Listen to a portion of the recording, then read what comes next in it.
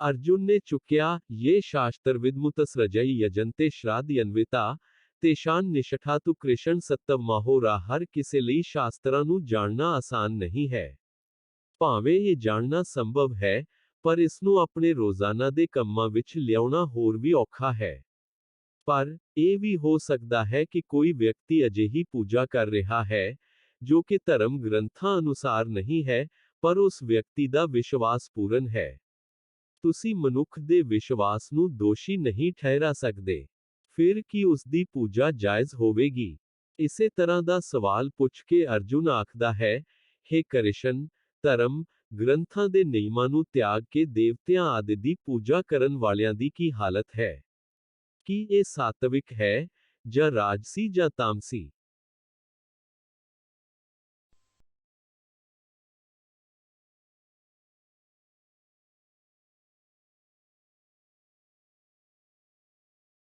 श्री भगवानुवाच त्रिविधा पवति शरदा देहिनाम सा स्वभावजा सात्विकी राजसी कैव तामसे सेती तामशनो पूजा जो धर्म ग्रंथां ਦੇ ਅਨੁਸਾਰ ਨਹੀਂ ਹੈ, ਪਰ ਵਿਸ਼ਵਾਸ ਨਾਲ ਭਰਪੂਰ ਹੈ। ਤਾਂ ਤੁਸੀਂ ਅਜਿਹੀ ਪੂਜਾ ਨੂੰ ਕੀ ਸਮਝੋਗੇ? ਇਸ ਸਵਾਲ ਦਾ ਜਵਾਬ ਦਿੰਦੇ ਹੋਏ ਕ੍ਰਿਸ਼ਨ ਕਹਿੰਦੇ ਹਨ, ਮਨੁੱਖ ਦੀ ਤਿੰਨ ਤਰ੍ਹਾਂ ਦੀ ਆਸਥਾ ਹੁੰਦੀ ਹੈ। ਵਿਸ਼ਵਾਸ ਉਹ ਹੈ ਜੋ ਕੁਦਰਤ ਤੋਂ ਪੈਦਾ ਹੁੰਦਾ ਹੈ। ਭਾਵ, ਇਹ ਬੇਅੰਤ ਜਨਮਾਂ ਵਿੱਚ ਕੀਤੇ ਕਰਮਾਂ ਦੇ ਸੰਚਿਤ ਸੰਸਕਾਰਾਂ ਵਿੱਚੋਂ ਪੈਦਾ ਹੁੰਦਾ ਹੈ। ਅਜਿਹੇ ਵਿਸ਼ਵਾਸ ਨੂੰ ਸਵਭਾਵਜਾ ਕਿਹਾ ਜਾਂਦਾ ਹੈ। ਹਾਂ, ਇਹ ਤਿੰਨ ਤਰ੍ਹਾਂ ਦਾ ਹੋਵੇਗਾ: ਸਾਤਵਿਕੀ, ਰਾਜਸੀ ਅਤੇ ਤਾਮਸੀ। ਤੇਰੇ ਕਰਮ ਤੇਰੇ ਸੰਸਕਾਰ ਬਣ ਕੇ ਤੇਰੇ ਨਾਲ ਤੁਰਦੇ ਹਨ, ਅਤੇ ਇਹ ਤੁਹਾਡਾ ਸੁਭਾਅ ਵੀ ਬਣ ਜਾਂਦਾ ਹੈ। ਉਸ ਕੁਦਰਤ ਵਿੱਚ ਤੁਹਾਡਾ ਵਿਸ਼ਵਾਸ ਹੈ।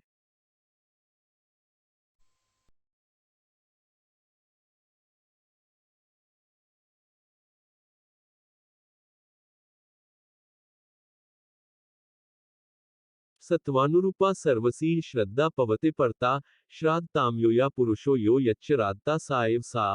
17.3 ਵਿਸ਼ਵਾਸ ਦੀ ਪਰਿਭਾਸ਼ਾ ਦੀ ਵਿਆਖਿਆ ਕਰਦੇ ਹੋਏ ਕ੍ਰਿਸ਼ਨ ਕਹਿ ਰਹੇ ਹਨ ਕਿ ਸਾਰੇ ਮਨੁੱਖਾਂ ਦਾ ਵਿਸ਼ਵਾਸ ਉਹਨਾਂ ਦੀ ਜ਼ਮੀਰ ਅਨੁਸਾਰ ਹੈ।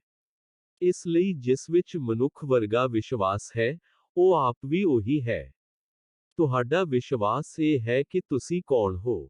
ਤੁਸੀਂ ਉਹ ਹੋ ਜੋ ਤੁਹਾਡਾ ਵਿਸ਼ਵਾਸ ਹੈ। ਜਿਸ ਤਰ੍ਹਾਂ ਦਾ ਰਵੱਈਆ ਹੈ, ਉਹ ਜਿਹਾ ਮਨੁੱਖ ਹੈ। ਮਨ, ਦਿਮਾਗ, ਇਹ ਸਭ ਸਾਡੇ ਸਰੀਰ ਵਿੱਚ ਹਨ। ਹਰ ਚੀਜ਼ ਦਾ ਸਮਾਂ ਹੁੰਦਾ ਹੈ। ਇਹ ਕਿਰਿਆਵਾਂ ਤੁਹਾਡੇ ਸੰਸਕਾਰ ਬਣ ਕੇ ਤੁਹਾਨੂੰ ਵਾਪਸ ਬਣਾਉਂਦੀਆਂ ਹਨ। ਇਸ ਤਰ੍ਹਾਂ ਮਨੁੱਖ ਵਿੱਚ ਵਿਸ਼ਵਾਸ ਵੀ ਬਣਦਾ ਹੈ। ਜਿਸ ਤਰ੍ਹਾਂ ਦੈਵੀ ਜਾਂ ਸ਼ੈਤਾਨੀ ਪ੍ਰਵਿਰਤੀ ਹੈ, ਜਿਸ ਤਰ੍ਹਾਂ ਤਿੰਨ ਸੁਭਾਅ ਹਨ, ਉਸੇ ਤਰ੍ਹਾਂ ਵਿਸ਼ਵਾਸ ਦੇ ਵੀ ਤਿੰਨ ਰੂਪ ਹਨ।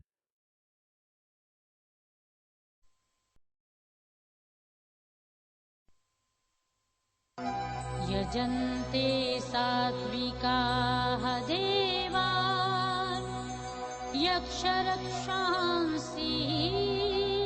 राजसाः प्रेतान् भूतगणान् चान्य यजन्ते तामसाः जनाः। यजन्ते सात्विका देवनयकश रक्षाससी राजसा, पूर्णपूतगणांसचनये यजन्ते तमसा जना। 17.4 ਕ੍ਰਿਸ਼ਨ ਭਗਤੀ ਦੇ ਰੂਪਾਂ ਨੂੰ ਸਮਝ ਕੇ ਤਿੰਨਾਂ ਰੂਪਾਂ ਨੂੰ ਪਛਾਣ ਰਿਹਾ ਹੈ। ਸਾਤਵਿਕ ਲੋਕ ਦੇਵਤਿਆਂ ਦੀ ਪੂਜਾ ਕਰਦੇ ਹਨ। ਰਾਜੇ ਪੁਰਸ਼ ਯਕਸ਼ ਅਤੇ ਰਾਖਸ਼ ਦੀ ਪੂਜਾ ਕਰਦੇ ਹਨ ਅਤੇ ਹੋਰ ਜੋ ਤਾਮਸ ਪੁਰਸ਼ ਹਨ ਭੂਤ, ਪ੍ਰੇਤ ਦੀ ਪੂਜਾ ਕਰਦੇ ਹਨ। ਜਿਵੇਂ ਕਿਸੇ ਦਾ ਸੁਭਾਅ ਹੈ, ਜਿਵੇਂ ਕਿਸੇ ਦੀ ਪ੍ਰਵਿਰਤੀ ਹੈ, ਜਿਵੇਂ ਕਿਸੇ ਦਾ ਵਿਸ਼ਵਾਸ ਹੈ, ਉਸੇ ਤਰ੍ਹਾਂ ਉਸ ਦਾ ਪੂਰਬ, ਉਸ ਦਾ ਰੱਬ ਹੈ। ਦੋਸਤੋ, ਇਹਨਾਂ ਤਿੰਨਾਂ ਕਿਸਮਾਂ ਨੂੰ ਇਸ ਤਰ੍ਹਾਂ ਸੋਚੋ, ਜਦੋਂ ਤੁਸੀਂ ਸਿਰਫ ਪੈਸੇ ਲਈ ਕੰਮ ਕਰਦੇ ਹੋਏ ਕੋਈ ਵੀ ਅਪਰਾਧ ਕਰਨ ਲਈ ਤਿਆਰ ਹੋ ਜਾਂਦੇ ਹੋ, ਤਾਂ ਤੁਸੀਂ ਕਿਸ ਦੀ ਪੂਜਾ ਕਰ ਰਹੇ ਹੋ? ਅਤੇ ਆਪਣੇ ਕੰਮ ਨੂੰ ਆਪਣਾ ਫਰਜ਼ ਸਮਝਦੇ ਹੋਏ, ਪੂਰੀ ਸ਼ਰਧਾ ਅਤੇ ਇਮਾਨਦਾਰੀ ਨਾਲ ਇਸ ਦਾ ਜਾਪ ਕਰਨਾ, ਫਿਰ ਅਸੀਂ ਕਿਸ ਦੀ ਪੂਜਾ ਕਰੀਏ? अस्त्रविहितं कोर्ण तपयन्ते ये तपो जना, दम्बाहंकार संयुक्ता, कामरागबलान्विता। 17.5 ਹਜ਼ਾਰਾਂ ਵਿੱਚੋਂ ਇੱਕ ਹੀ ਅਜਿਹਾ ਹੈ ਜੋ ਧਰਮ ਗ੍ਰੰਥਾਂ ਦੀ ਪਾਲਣਾ ਨਾ ਕਰਨ ਦੇ ਬਾਵਜੂਦ ਸੱਚ ਨੂੰ ਪ੍ਰਾਪਤ ਕਰਦਾ ਹੈ। ਬਹੁਤੇ ਮਨੁੱਖ ਜੋ ਧਰਮ ਗ੍ਰੰਥਾਂ ਦੀ ਪਾਲਣਾ ਨਹੀਂ ਕਰਦੇ ਅਤੇ ਆਪਣੇ ਮਨ ਅਨੁਸਾਰ ਕੁਝ ਵੀ ਕਰਦੇ ਹਨ, ਉਹ ਆਪਣੀ ਸ਼ਕਤੀ ਅਤੇ ਹਉਮੈ ਵਿੱਚ ਆਪਣੀਆਂ ਇੱਛਾਵਾਂ ਨੂੰ ਜ਼ਿਆਦਾ ਮਹੱਤਵ ਦਿੰਦੇ ਹਨ। ਉਹ ਆਪਣੇ ਮੋਹ ਅਤੇ ਸੱਤਾ ਦੇ ਹੰਕਾਰ ਕਾਰਨ ਕੁਝ ਵੀ ਕਰਨ ਲਈ ਤਿਆਰ ਰਹਿੰਦੇ ਹਨ। ਅਜਿਹੇ ਮਨੁੱਖ ਭੂਤ ਹਨ। ਇਹੋ ਜਿਹੇ ਬੰਦੇ ਵਿਵੇਕ ਦੇ ਹੁੰਦੇ ਹਨ। ਯਾਨੀ ਉਹ ਸਹੀ ਅਤੇ ਗਲਤ ਵਿੱਚ ਫਰਕ ਕਰਨ ਦੀ ਸਮਰੱਥਾ ਨਹੀਂ ਰੱਖਦੇ। ਇਹ ਮਨੁੱਖ ਆਪਣੇ ਗਲਤ ਵਰਤ ਆਦਿ ਕਾਰਨ ਨਾ ਸਿਰਫ ਆਪਣੇ ਸਰੀਰ ਨੂੰ ਸੁੱਕਾ ਦਿੰਦੇ ਹਨ, ਸਗੋਂ ਆਪਣੇ ਅੰਦਰ ਦੀ ਆਤਮਾ ਅਰਥਾਤ ਕ੍ਰਿਸ਼ਨ ਨੂੰ ਵੀ ਵਿਗਾੜਦੇ ਹਨ। ਇਸ ਵਿੱਚ ਕੋਈ ਸ਼ੱਕ ਨਹੀਂ ਕਿ ਇਹ ਲੋਕ ਭੂਤ ਹਨ। ਇਸੇ ਕਰਕੇ ਉਹਨਾਂ ਦੀ ਸੰਗਤ ਬਹੁਤ ਮਾੜੀ ਹੈ ਦੋਸਤੋ।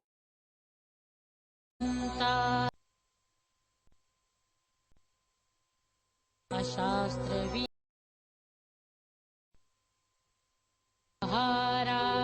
तु अपि सर्वस्य त्रिविधाः भवति प्रियाः यज्ञाः तपः तथा दानम् तेषां भेदम् इमं शृणु।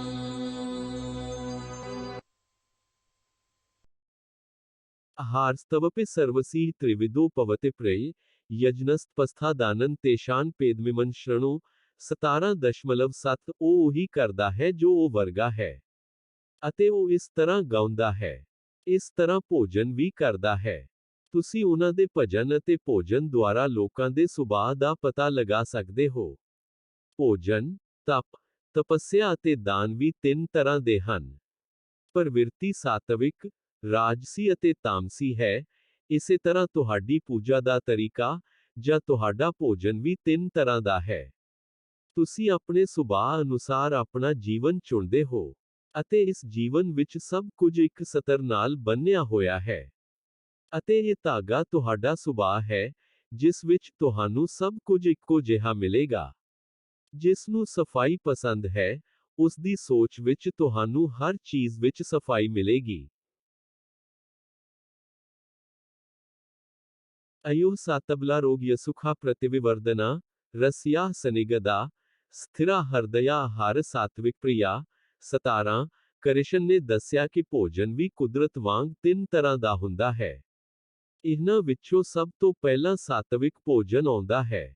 ਅਜਿਹਾ ਭੋਜਨ ਹੈ ਜੋ ਰਸਦਾਰ ਹੈ, ਨਿਰਵਿਘਨ ਅਤੇ ਸਥਿਰ ਦਾ ਮਤਲਬ ਇਹ ਸਥਿਰ ਰਹਿੰਦਾ ਹੈ।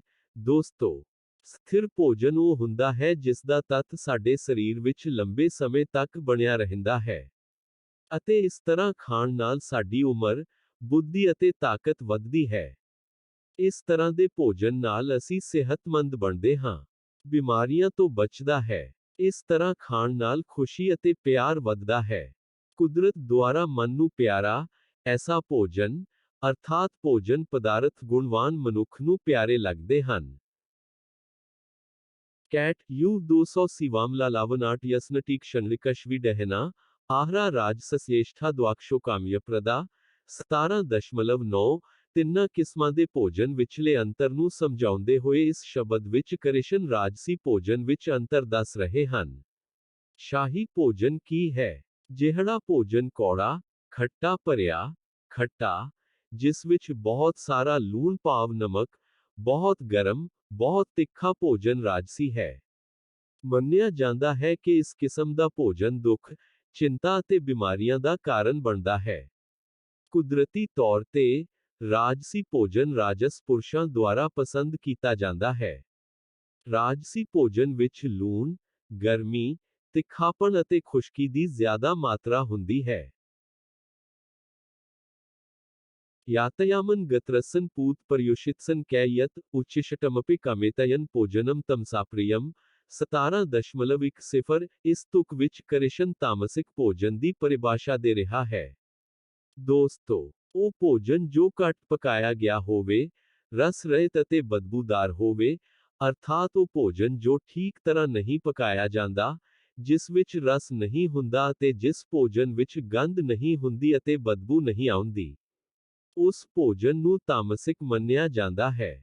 ਇਹ ਸਾਰੇ ਗੁਣ ਬਾਸੀ ਅਤੇ ਅਸ਼ੁੱਧ ਭੋਜਨ ਦੇ ਹਨ। ਤਾਮਸ ਪੁਰਸ਼ ਹੀ ਇਸ ਤਰ੍ਹਾਂ ਦਾ ਭੋਜਨ ਪਸੰਦ ਕਰਦੇ ਹਨ। ਜੇਕਰ ਰਾਜਸੀ ਭੋਜਨ ਰੋਗਾਂ ਦਾ ਘਰ ਹੈ, ਤਾਂ ਤੁਸੀਂ ਸਮਝ ਸਕਦੇ ਹੋ, ਰਾਜਸੀ ਭੋਜਨ ਖਾਣ ਨਾਲ ਕਿਹੋ ਜਿਹਾ ਨੁਕਸਾਨ ਹੁੰਦਾ ਹੈ। ਫਿਰ ਯਜਨੋ ਵਿਦਰਿਸ਼ਟੋ ਯਯਾਯ ਜਯਤੇ, ਯਸ਼ਟਵਯਮੇ ਵੇਤੇ ਮਾਨ, ਸਮਾਧਿਆ ਸਾ ਸਾਤਵਿਕ, 17.1 ਕ੍ਰਿਸ਼ਨ ਯੱਗ ਦੀ ਵਿਧੀ ਦੱਸ ਰਹੇ ਹਨ ਅਰਥਾਤ ਪੂਜਾ। ਸਾਤਵਿਕ ਯੱਗ ਦੀ ਕਿਸਮ ਕੀ ਹੈ? ਸ਼ਾਸਤਰਾਂ ਦੁਆਰਾ ਦੱਸੇ ਗਏ ਯੱਗ ਨੂੰ ਕਰਨਾ ਸਾਡਾ ਫਰਜ਼ ਹੈ। ਭਾਵ, ਮਨ ਨੂੰ ਕਾਬੂ ਕਰਕੇ, ਫਲ ਦੀ ਇੱਛਾ ਕੀਤੇ ਬਿਨਾਂ, ਯੱਗ ਕੀਤਾ ਜਾਂਦਾ ਹੈ। ਉਹ ਪਵਿੱਤਰ ਹੈ, ਦੋਸਤੋ। ਸਿਰਫ ਯੱਗ ਕਰਨਾ ਹੀ ਸਭ ਕੁਝ ਨਹੀਂ ਹੈ। ਉਸ ਯੱਗ ਨੂੰ ਕਰਦੇ ਹੋਏ, ਉਸ ਪੂਜਾ ਨੂੰ ਕਰਦੇ ਹੋਏ, ਆਪਣੇ ਆਪ ਨੂੰ ਕਾਬੂ ਵਿੱਚ ਰੱਖਣਾ ਹੈ। ਜੋ ਆਪਣੇ ਪ੍ਰਾਣ ਅਤੇ ਆਪਣੇ ਸਾਹ ਦੇ ਆਪਣਾ ਵਾਯੂ ਨੂੰ ਕਾਬੂ ਕਰਕੇ ਆਪਣੇ ਪ੍ਰਾਣ ਦੀ ਗਤੀ ਨੂੰ ਸੰਜਮ ਅਤੇ ਨਿਯੰਤਰਿਤ ਕਰਦੇ ਹਨ, ਕੇਵਲ ਅਜਿਹੇ ਲੋਕ ਹੀ ਸਾਤਵਿਕ ਯੱਗ ਕਰ ਸਕਦੇ ਹਨ। ਅਤੇ ਇਸ ਤਰ੍ਹਾਂ ਕੀਤੇ ਗਏ ਯੱਗ ਨੂੰ ਸਾਤਵਿਕ ਮੰਨਿਆ ਜਾਂਦਾ ਹੈ।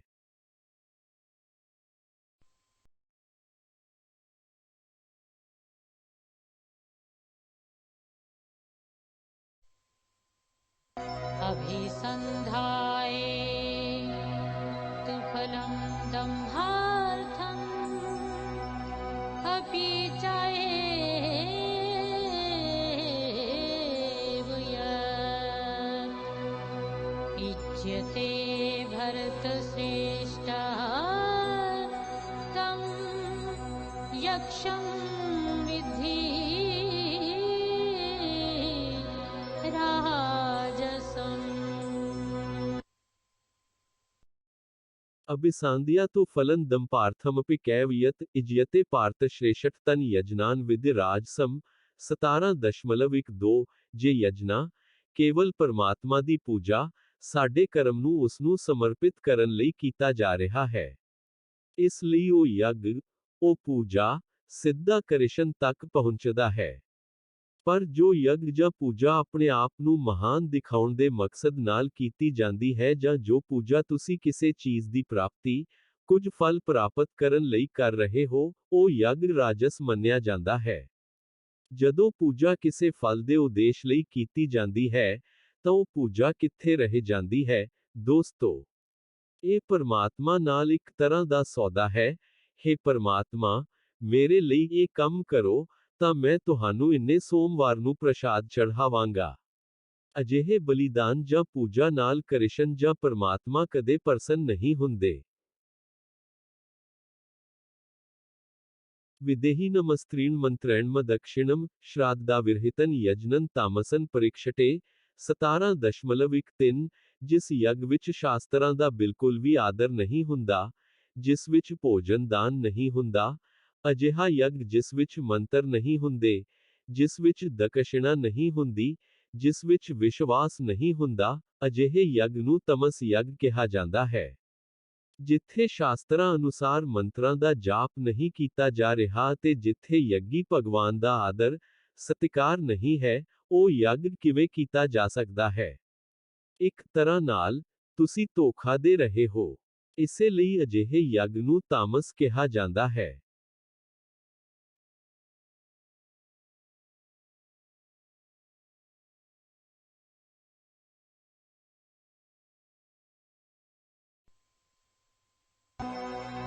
देवद्विज गुरु प्राज्ञ पूजनम् शौचम्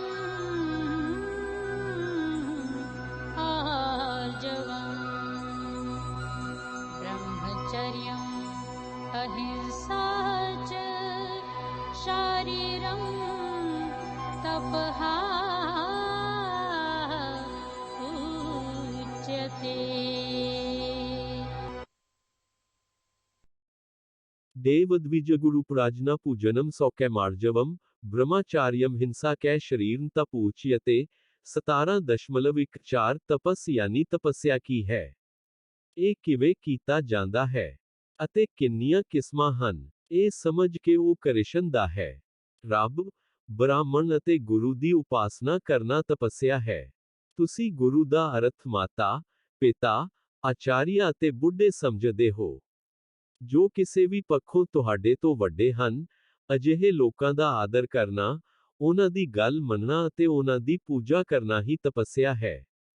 ਜੀਵਨ ਵਿੱਚ ਪਵਿੱਤਰਤਾ, ਸਾਦਗੀ, ਬ੍ਰਹਮਚਾਰੀਤਾ ਅਤੇ ਅਹਿੰਸਾ, ਜਦੋਂ ਇਹ ਗੁਣ ਹੋਣ ਤਾਂ ਅਜਿਹੀ ਤਪੱਸਿਆ ਨੂੰ ਸਰੀਰਕ ਤਪੱਸਿਆ ਕਿਹਾ ਜਾਂਦਾ ਹੈ। ਇਹ ਤਪੱਸਿਆ, ਜੋ ਸਰੀਰ ਨਾਲ ਕੀਤੀ ਜਾਂਦੀ ਹੈ। ਅਨੁਡਵੇਗਕਾਣਾਮ ਵਾਕਿਅਮ ਸਤਿਅਮ ਅਪਰਿਯਹਿਤਮ ਸੀ ਏਯਤ, ਸਵਾਧਿਆਪਯਾਸਨਨ ਕੈਵ ਵਾਣਮਯਨ ਤਪੋਚੈਤੇ, 17.15। ਜਦੋਂ ਤੁਸੀਂ ਉਤਸ਼ਾਹਿਤ ਨਹੀਂ ਹੁੰਦੇ ਪਿਆਰਾ, ਲਾਭਦਾਇਕ ਅਤੇ ਸਹੀ ਭਾਸ਼ਣ ਦਿੰਦਾ ਹੈ। ਯਾਨੀ ਅਸੀਂ ਇਸ ਤਰ੍ਹਾਂ ਗੱਲ ਕਰਦੇ ਹਾਂ ਕਿ ਦੂਜਿਆਂ ਨੂੰ ਚੰਗਾ ਲੱਗੇ। ਹਰ ਕਿਸੇ ਨੂੰ ਉਹਨਾਂ ਚੀਜ਼ਾਂ ਤੋਂ ਲਾਭ ਹੋਣਾ ਚਾਹੀਦਾ ਹੈ, ਅਤੇ ਉਹ ਸੱਚੀਆਂ ਹੋਣੀਆਂ ਚਾਹੀਦੀਆਂ ਹਨ, ਭਾਵ, ਉਹ ਚੀਜ਼ਾਂ ਸੱਚੀਆਂ ਹੋਣੀਆਂ ਚਾਹੀਦੀਆਂ ਹਨ। ਇਸ ਕਿਸਮ ਦੀ ਤਪੱਸਿਆ ਨੂੰ ਬੋਲੀ ਨਾਲ ਸੰਬੰਧਿਤ ਤਪੱਸਿਆ ਕਿਹਾ ਜਾਂਦਾ ਹੈ।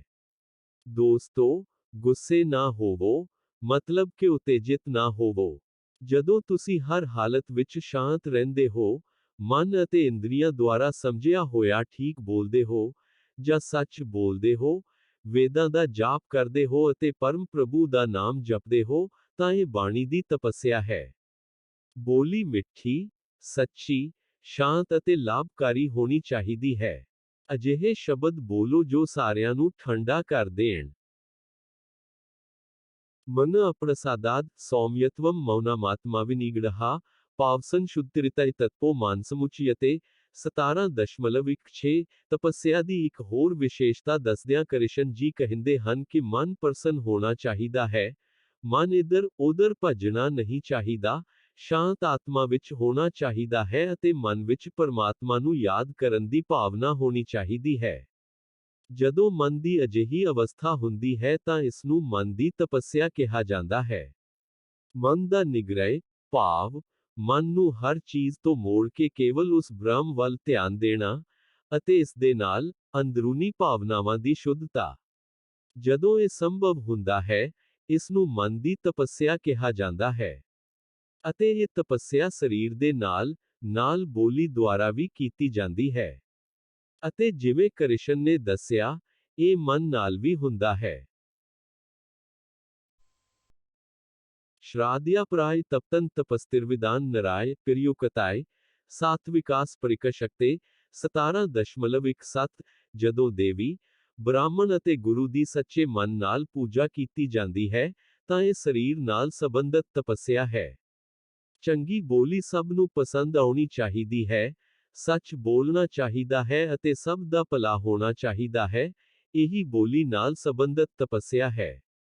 ਅਤੇ ਜਦੋਂ ਮਨ ਨੂੰ ਕਾਬੂ ਵਿੱਚ ਕੀਤਾ ਜਾਂਦਾ ਹੈ, ਸੁੱਖ ਅਤੇ ਸ਼ਾਂਤੀ ਦੀ ਭਾਵਨਾ ਹੁੰਦੀ ਹੈ, ਅਤੇ ਮਨ ਪਰਮਾਤਮਾ ਵਿੱਚ ਜੁੜ ਜਾਂਦਾ ਹੈ, ਤਾਂ ਇਸ ਨੂੰ ਮਨ ਦੀ ਤਪੱਸਿਆ ਕਿਹਾ ਜਾਂਦਾ ਹੈ।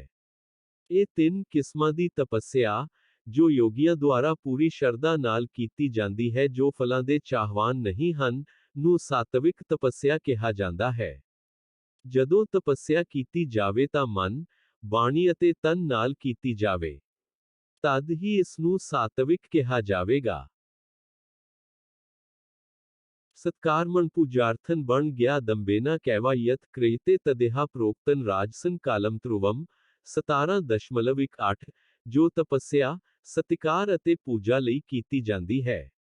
ਮਸਲਨ, ਕੋਈ ਮਹਾਨ ਬ੍ਰਾਹਮਣ ਹੈ, ਕੋਈ ਮਹਾਨ ਵਿਦਵਾਨ ਹੈ, ਇਸ ਲਈ ਜੇਕਰ ਉਸ ਦੇ ਪੈਰ ਧੋ ਕੇ ਸਨਮਾਨ ਕੀਤਾ ਜਾਵੇ ਤਾਂ ਉਸ ਨੂੰ ਤਪ, ਰਾਜਸੀ ਕਿਹਾ ਜਾਂਦਾ ਹੈ।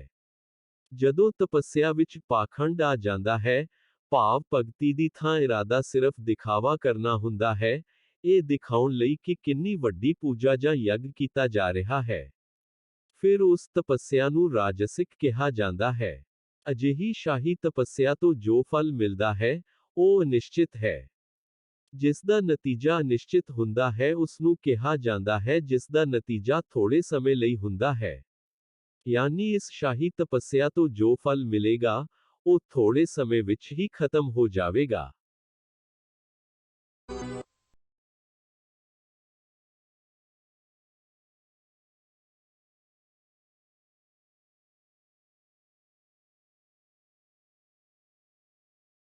मुहग्रहणा तमनो यत्पीडिया कृते तप परस्योत्सादानर्थमन व तत्मसमुदाहारतम 17.9 ਜੋ ਤਪੱਸਿਆ ਮੂਰਖਤਾ ਨਾਲ, ਜ਼ਿੱਦ ਨਾਲ ਕੀਤੀ ਜਾਂਦੀ ਹੈ, ਉਹ ਬਦਲਾਖੋਰੀ ਦੀ ਸ਼੍ਰੇਣੀ ਵਿੱਚ ਆਉਂਦੀ ਹੈ। ਸਮਝ ਦੀ ਜ਼ਿੱਦ ਹੈ ਦ੍ਰਿੜ ਇਰਾਦੇ। ਇਸੇ ਤਰ੍ਹਾਂ, ਜੋ ਜ਼ਿੱਦ ਮੂਰਖਤਾ ਵਿੱਚ ਪਾਈ ਜਾਂਦੀ ਹੈ, ਕਿ ਇਹ ਆਪਣੇ ਆਪ ਵਿੱਚ ਮੂਰਖਤਾ ਦੀ ਜ਼ਿੱਦੀ ਨਹੀਂ ਹੈ। ਤਾਮਸਿਕ ਤਪੱਸਿਆ ਦੂਸਰਿਆਂ ਨੂੰ ਮਨ, ਬਾਣੀ ਅਤੇ ਤਨ ਵਿੱਚ ਦੁੱਖ ਦੇਣ ਲਈ ਕੀਤੀ ਜਾਂਦੀ ਹੈ। ਇਸ ਦਾ ਮਕਸਦ ਮਾੜਾ ਸੋਚਣਾ, ਬੁਰਾ ਕਹਿਣਾ ਅਤੇ ਦੂਜੇ ਦੇ ਸਰੀਰ ਨੂੰ ਨੁਕਸਾਨ ਪਹੁੰਚਾਉਣਾ ਹੈ। ਇਸ ਤਪੱਸਿਆ ਦਾ ਉਦੇਸ਼ ਦੂਜਿਆਂ ਪ੍ਰਤੀ ਬੇਵਫਾਈ ਹੈ। ਜਦੋਂ ਰਵੱਈਆ ਹੀ ਦੂਸਰਿਆਂ ਨੂੰ ਦੁੱਖ ਦੇਣ ਜਾਂ ਨੁਕਸਾਨ ਪਹੁੰਚਾਉਣ ਵਾਲਾ ਹੋਵੇ, ਤਾਂ ਇਸ ਦਾ ਕੀ ਭਲਾ ਨਿਕਲੇਗਾ। ਇਸੇ ਲਈ ਅਜਿਹੀ ਤਪੱਸਿਆ ਨੂੰ ਸਭ ਤੋਂ ਭੈੜਾ ਕਿਹਾ ਜਾਂਦਾ ਹੈ।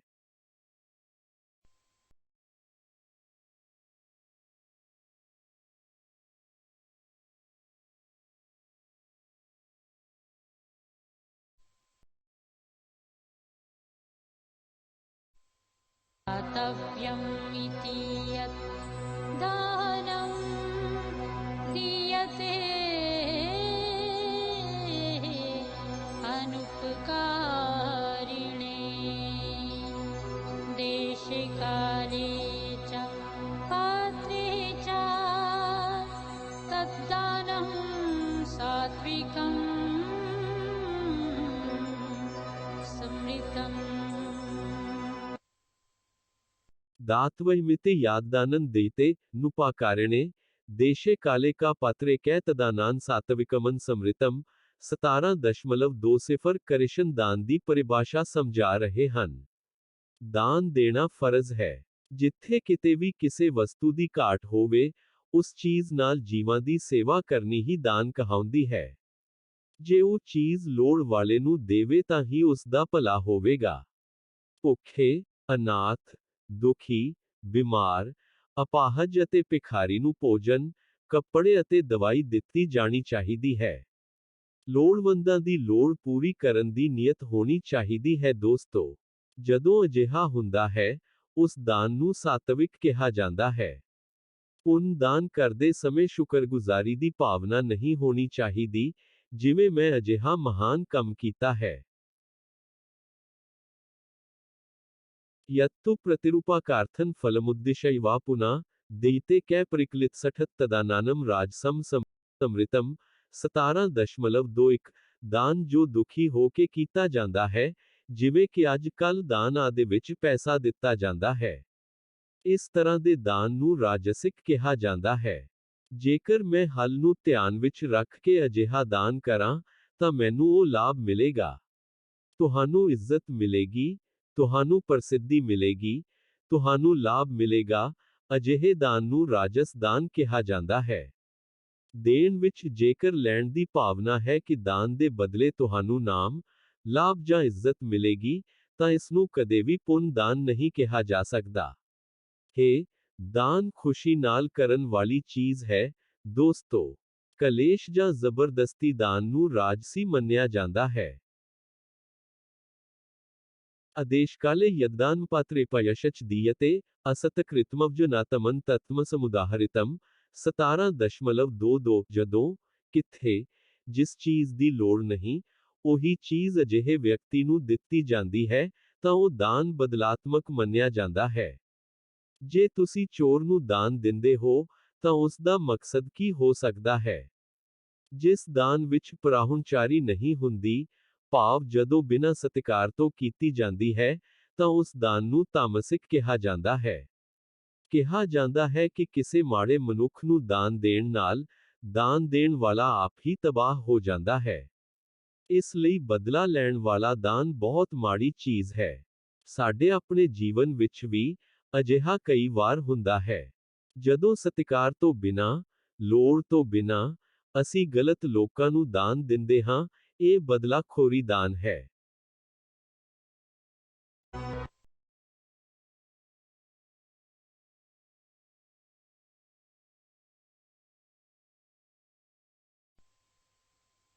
ॐ तत्सदिति निर्देशाः ब्रह्मणा त्रिविधा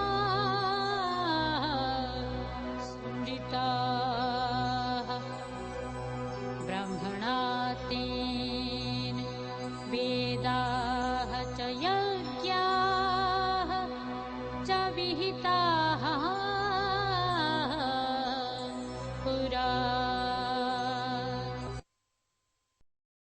ओटत साधिते निर्देशो ब्राह्मणश्तिर्विदा समर्था ब्राह्मणास्तेन वेदाशच यजनाशच विहिता पुरा 17.23 ਯੱਗ ਦਾਨ ਅਤੇ ਤਪੱਸਿਆ ਨੂੰ ਗੁਣਾਂ ਨਾਲ ਭਰਪੂਰ ਬਣਾਉਣ ਲਈ ਯੱਗ ਦਾਨ ਅਤੇ ਤਪੱਸਿਆ ਨੂੰ ਸਾਰੇ ਗੁਣਾਂ ਨਾਲ ਭਰਪੂਰ ਬਣਾਉਣ ਲਈ ਤਿੰਨ ਤਰ੍ਹਾਂ ਦੇ ਉਪਦੇਸ਼ ਦਿੱਤੇ ਗਏ ਹਨ। ਓਮ ਤਤ ਅਤੇ ਸਤਿ ਇਹ ਤਿੰਨੇ ਹੀ ਸਚਿਨਦਨੰਦਨ ਬ੍ਰਹਮਾ ਦੇ ਨਾਮ ਹਨ। ਹਿਦਾਇਤ ਜਿਸ ਨੂੰ ਕਿਹਾ ਜਾਂਦਾ ਹੈ ਦੋਸਤ ਜਿਸ ਦੁਆਰਾ ਕੁਝ ਦੱਸਿਆ ਜਾਂਦਾ ਹੈ। ਬ੍ਰਾਹਮਣ ਦੇ ਇਹ ਤਿੰਨ ਨਾਮ ਤਿਆਗ ਦਾਨ ਅਤੇ ਤਪੱਸਿਆ ਨੂੰ ਦਰਸਾਉਣ ਲਈ ਵਰਤੇ ਜਾਂਦੇ ਹਨ ਅਤੇ ਉਹ ਹੈ ਓਮ ਤਤ ਅਤੇ ਸਤਿ। ਇਸ ਦੇ ਪਿੱਛੇ ਵੀ ਇੱਕ ਕਾਰਨ ਹੈ ਦੋਸਤੋ ਕਿਉਂਕਿ ਸ਼ੁਰੂ ਵਿੱਚ ਬ੍ਰਾਹਮਣ ਵੇਦ ਅਤੇ ਯੱਗ ਆਦਿ ਦੀ ਰਚਨਾ ਓਮ ਤਤ ਅਤੇ ਸਤਿ ਤੋਂ ਹੋਈ ਸੀ। ਓਮ ਤਤ ਅਤੇ ਸਤਿ ਉਸ ਬ੍ਰਹਮਾ ਵੱਲ ਇਸ਼ਾਰਾ ਕਰਦੇ ਹਨ ਅਤੇ ਉਹਨਾਂ ਦਾ ਸੰਕੇਤ ਵੀ ਦਿੰਦੇ ਹਨ।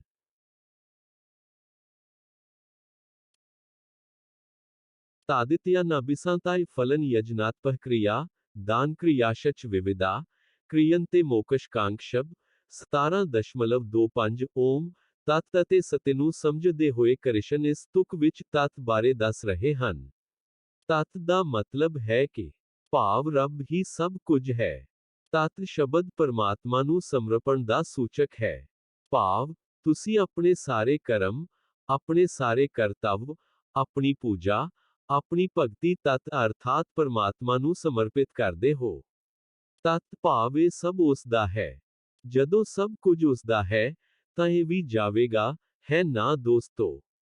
ਇਸ ਭਾਵਨਾ ਨੂੰ ਧਿਆਨ ਵਿੱਚ ਰੱਖ ਕੇ ਫਲ ਦੀ ਚਾਹਤ ਨਾ ਰੱਖ ਕੇ ਉੱਤਮ ਪੁਰਸ਼ ਤਿਆਗ ਤਪੱਸਿਆ ਅਤੇ ਦਾਨ ਕਰਦੇ ਹਨ। ਸਦਪਾਵੇ ਸਾਧੂ ਪਾਵੇ ਕਹਿ ਸਦਿਏ ਤਤਪਰ ਯੁਜਯਤੇ ਪ੍ਰਸ਼ਾਸਤੇ ਕਰਮਣੇ ਤਥਾ ਸच्छाब्दाः ਪਾਥ ਯੁਜਯਤੇ 17.26 ਜੋ ਸੱਚ ਹੈ ਉਹ ਸੱਚ ਹੈ ਸਦਾ ਲਈ ਹੈ। ਸੱਚ ਕਦੇ ਨਹੀਂ ਬਦਲਦਾ। ਮਾਮਲੇ ਨੂੰ ਭਾਵੇਂ ਕਿੰਨੇ ਵੀ ਮੋੜ ਅਤੇ ਮੋੜ ਦਿੱਤੇ ਜਾਣ ਫਿਰ ਵੀ ਸੱਚ ਸੱਚ ਹੀ ਰਹਿੰਦਾ ਹੈ। ਕ੍ਰਿਸ਼ਨ ਜੀ ਇਸ ਸੱਚ ਨੂੰ ਸਮਝਾ ਰਹੇ ਹਨ। ਇਹ ਕੀ ਹੈ? ਸੱਚ ਪਰਮਾਤਮਾ ਦਾ ਨਾਮ ਹੈ ਜਿਸ ਦੀ ਵਰਤੋਂ ਸਹੀ ਅਰਥਾਂ ਵਿੱਚ ਕੀਤੀ ਜਾਂਦੀ ਹੈ। ਕਿਉਂ? ਕਿਉਂਕਿ ਕੀ ਉਸ ਪਰਮਾਤਮਾ ਤੋਂ ਵੱਡਾ ਕੋਈ ਹੋਰ ਸੱਚ ਹੈ? ਕੁਝ ਵੀ ਨਹੀਂ। ਜਦੋਂ ਵੀ ਕੋਈ ਚੰਗਾ ਕੰਮ ਕੀਤਾ ਜਾਂਦਾ ਹੈ ਤਾਂ ਉਸ ਵਿੱਚ ਵੀ ਸਤਿ ਸ਼ਬਦ ਵਰਤਿਆ ਜਾਂਦਾ ਹੈ। ਸੱਚ ਲਈ ਭਾਵਨਾ ਇਹੀ ਸੱਚ ਹੈ। ਇਸ ਲਈ ਤੁਸੀਂ ਸੱਚ ਦਾ ਸਤਿਕਾਰ ਕਰਨਾ ਸਿੱਖੋ ਦੋਸਤੋ। ਸੱਚ ਨੂੰ ਆਪਣੇ ਹਿਸਾਬ ਨਾਲ ਨਾ ਬਦਲੋ।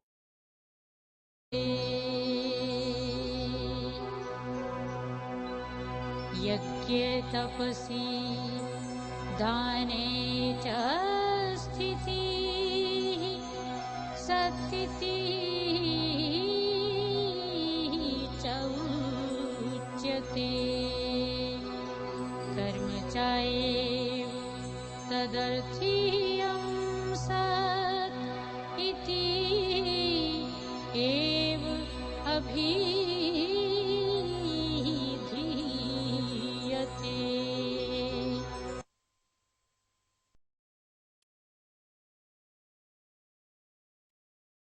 अश्राद्या हूतन दत्ताम तपस्तप्तम कृतन कैयत असादितुच्यते पार्था नन्ना च तत्प्रेत या नन्ना इहा 17.28 ਜੋ ਕੰਮ ਸੱਚ ਹੈ ਜੇਕਰ ਉਸ ਨੂੰ ਕਰਨ ਵਿੱਚ ਝੂਠ ਦਾ ਬੋਲਬਾਲਾ ਹੋਵੇ ਤਾਂ ਉਸ ਦਾ ਅੰਤ ਕੀ ਹੋ ਸਕਦਾ ਹੈ।